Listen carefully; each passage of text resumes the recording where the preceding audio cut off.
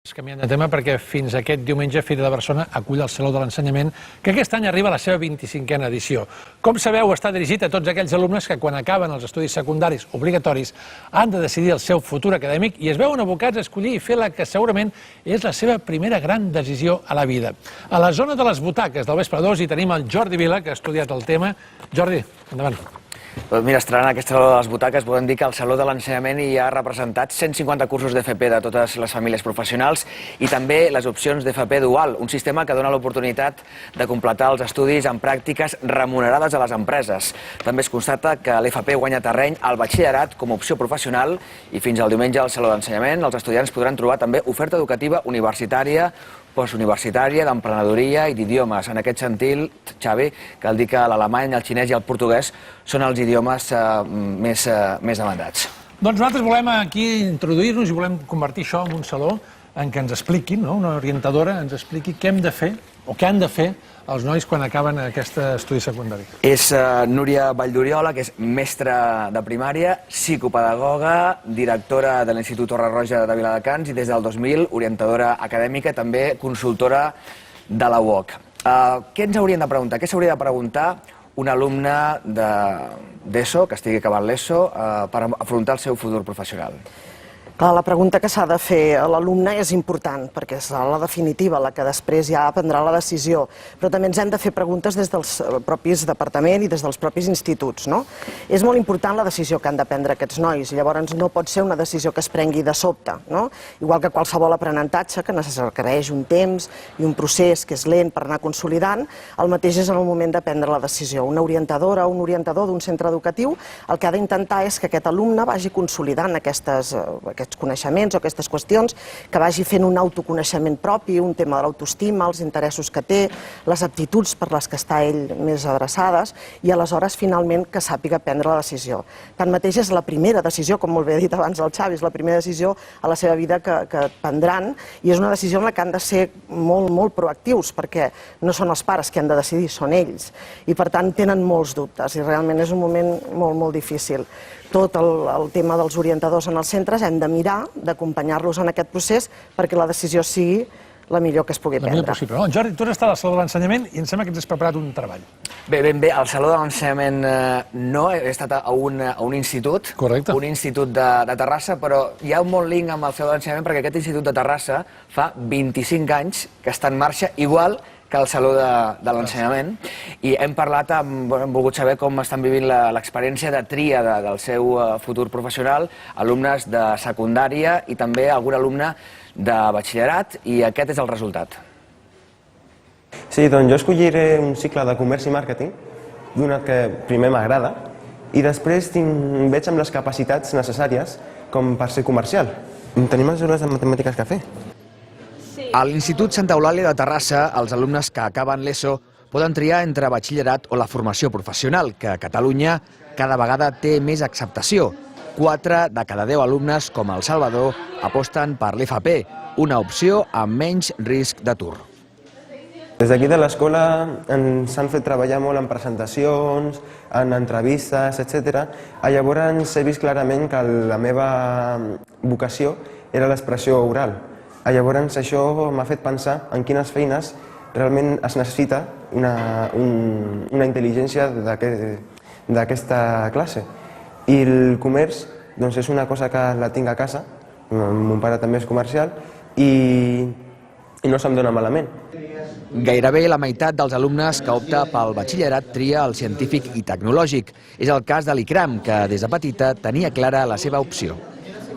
Volia fer una carrera científica, però exactament estadística no ho tenia clar. Va costar, però finalment, gràcies al meu orientador, em va fer enquestes i amb els resultats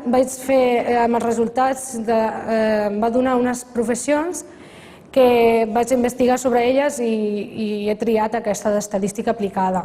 El que primer farem és veure què ens demana el mercat laboral. Cada institut compta amb la figura de l'orientador que des de primer d'ESO treballa perquè l'alumne prengui consciència de les seves aptituds. una tasca que s'intensifica a l'últim curs de la secundària amb les entrevistes personalitzades. Fem un treball sobre el coneixement del món laboral, els expliquem què demanen les empreses, on i com trobar feina. Venen alumnes que han estat aquí en l'institut i que han estudiat aquí, que després ara estan treballant o continuen estudiant en la universitat, i després ells es parlen de la seva experiència. La primera gran decisió de la seva vida els obliga a fer un treball d'autoconeixement. Ho sap molt bé la Paula, que l'any vinent estudiarà batxillerat humanístic. Ha estat difícil perquè jo tenia en ment molts diferents tipus de professions. La rapidesa d'aprendre idiomes, la que jo tinc és bastant alta, se'm dona bastant bé, que la capacitat de retenir els coneixements a història també la tinc bastant alta. I a segon de batxillerat, en l'elecció de la carrera, és fonamental l'expedient acadèmic. Últimament penso que no hi arribaré a la nota perquè és una nota molt alta, perquè és un 11, i llavors m'estic plantejant altres formes de poder arribar. En aquest moment gairebé totes les carreres tenen dificultat a l'hora de sortir al món laboral, i llavors has d'estudiar el que a tu t'agrada, no el que tingui sortir en un futur. L'elecció dels estudis també suposa un repte per tota la família. Jo quan vaig estudiar hi havia les carreres clàssiques, jo vaig fer dret i no hi havia masses coses on escollir, no? I ara hi ha tantes coses i ha canviat tant la nomenclatura que fins a mi em costa entendre com funciona actualment, no? Els graus i tot el tema de Bolonia, doncs clar, ens hem de posar primer. Hostia, lo más difícil del proceso es poder acertar en que no puedan perder un año, en que disfrute con lo que ha elegido y que encima tenga pues, el éxito que deseamos todos. Fins diumenge hi ha el Saló de l'Ensenyament de Barcelona, un recurs més per ajudar els joves a triar el seu futur professional. Doncs els que hem vist són alumnes de secundària i de batxillerat de l'Institut de Terrassa, el Santa Eulàlia, que, recordem, compleix 25 anys, igual que el Saló de l'Ensenyament. Estàvem veient ara que molts d'aquests nanos ho tenien, els que hem entrevistat, hem coincidit que ho tenien bastant clar, força clar, però per a aquelles famílies que ens estiguin mirant ara des de casa, que tinguin els seus fills, que majoritàriament potser es mouen entre 3, 4, fins i tot 5 opcions, que malgrat aquesta orientació, aquest procés acadèmic paral·lel a l'escola, no ho tinguin clar, què els hi podríem dir? La resposta és difícil, perquè realment el procés és lent. Ara hi ha moltes estratègies i moltes qüestions a fer. Des del propi centre s'ha de donar aquesta opció. Aquí al Santa Eulàlia hem vist com ho feien, com ho treballa l'orientador dintre de l'aula, com els tutors ho fan, i després els pares també tenen la possibilitat de poder parlar amb els orientadors. Ara, per exemple, amb el tema del Saló de l'Ensenyament, que veiem que realment s'està fent, doncs en molts centres educatius, en el meu, per exemple, també ho fem, doncs fem com un minisaló d'ensenyament, però a l'Institut Torre Roja. Aleshores, els orientadors donen entrevistes individualitzades en els alumnes amb l'acompanyament dels pares perquè acabin de prendre la decisió. I els pares, què poden fer a casa? Han d'explorar també amb els seus fills a través d'internet, visitar empreses, si el nano es mou molt bé en dibuix, per exemple, portar-lo a una empresa de disseny que vegi sobre el terreny com és aquella professió. Ho dic perquè de vegades el que ens imaginem de vegades no es correspon a allò que és, i de vegades un té al cap, vull fer allò, arribes a l'empresa, és que no era ben bé allò que pensava. Home, la possibilitat dels pares d'anar a buscar recursos en empreses o en llocs o anar a visitar cicles formatius hi és, perquè hi ha les jornades de portes obertes.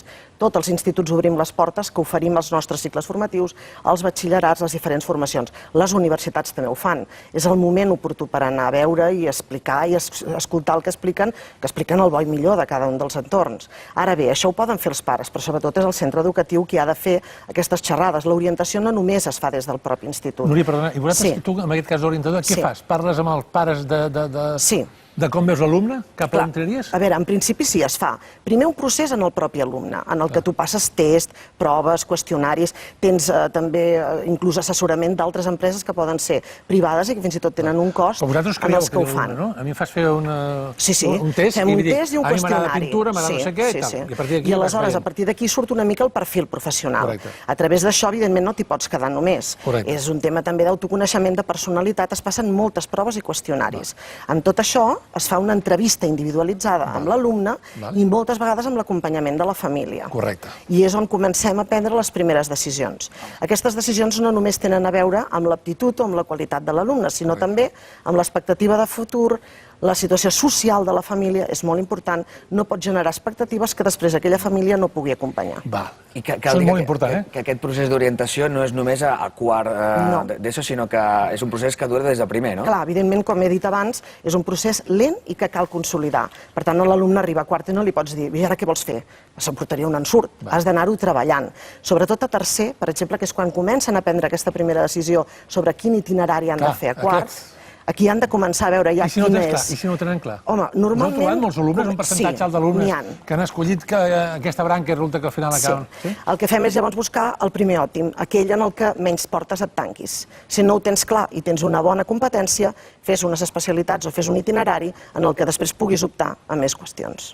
És el gran tema, és la primera gran decisió que genera molta angoixa perquè es podeu trobar segurament amb alumnes que tenen un perfil acadèmic molt alt, molt bons, però que potser no saben. No saben. Clar. I normalment aquests també se senten molt acompanyats per als iguals, per als pares, escolten a tots els àmbits i també depèn de cada alumne. I els amiguets o amiguetes? Clar, això també. I les comunitats? És a dir, no sé, però em quedo aquí perquè ho tinc a prop, perquè va fulano, fulana, fulana, i resulta que estudiaré hostaleria, però no en tinc ni idea de portar plats ni de fer cafè. Aquest és un problema passat. Això passa molt? Clar, evidentment, sí. Sobretot quan passen de quart a primer, de batxillerat o de cicles formatius, normalment busquen la comoditat, no tant l'orientació. Per això després hi ha el fracàs que hi ha una miqueta, no? Perquè acaben escollint allò que els hi convé més, però no el que potser més els interessa o serien capaços de fer. Doncs Núria Valldoriola, moltíssimes gràcies. Vosaltres. Jordi, gràcies també. Molt bé. Un tema interessant, eh? Un tema interessant.